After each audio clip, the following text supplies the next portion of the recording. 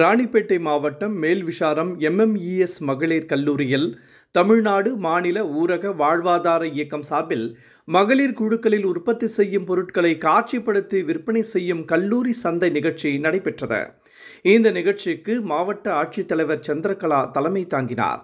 அப்போது அவர் பேசுகையில், மகளிர் சுய உதவி குழுக்களில் இணைந்துள்ள ஏழை மகளிரின் வாழ்வாதார மேம்பாட்டிற்காக குழுக்கள் மூலம் உற்பத்தி செய்யப்படுகின்ற பொருட்களை விற்பனை செய்வதற்காகவும் கல்லூரி மாணவ மாணவிகள் மகளிர் சுய உதவி உற்பத்தி பொருட்களின் தர மேம்பாடு, விற்பனை யுக்தி, விலை நிர்ணயம் போன்றவற்றை பற்றி அறிந்து கொள்ளவும் ஏதுவாக இருக்கும் என கூறினார்.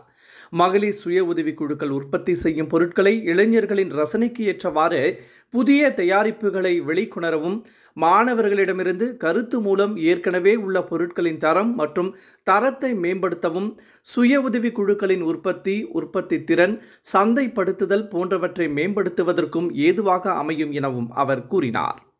மகளிர் சுய உதவி குழுக்கள் அரசின் மூலம் வங்கி கடனுதவி பெற்று தொழில் துவங்கி தங்கள் உற்பத்தி பொருட்களை ஈட்டி நல்ல லாபம் பெறலாம் என்றும் அவர் கேட்டுக்கொண்டார்.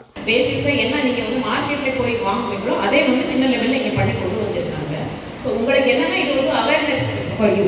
ஸோ இந்த மாதிரி ஒரு எஸ்டிஜிஸ் இருப்பாங்க.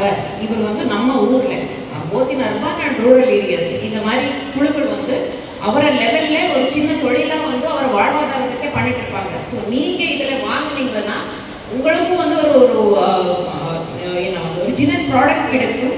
அது மட்டுமே இல்லாம அவருக்கும் ஒரு ப்ராஃபிட் இருக்கும். ஸோ அவர் பண்ற எக்கனாமிக் ஆக்டிவிட்டி ஸ்கேல் அப் ஆகும். உங்களுக்கு உங்க லெவல்ல உங்க லோக்கல் மார்க்கெட்ல லோக்கல் லெவல்ல உற்பத்தி ஆகிற ஒரு ஒரிஜினல் ப்ராடக்ட் கிடைக்கும். ஸோ இந்த சப்போர்ட் தான் உங்க சைட்ல இருந்து நம்ம எக்ஸ்பெக்ட் பண்றோம்.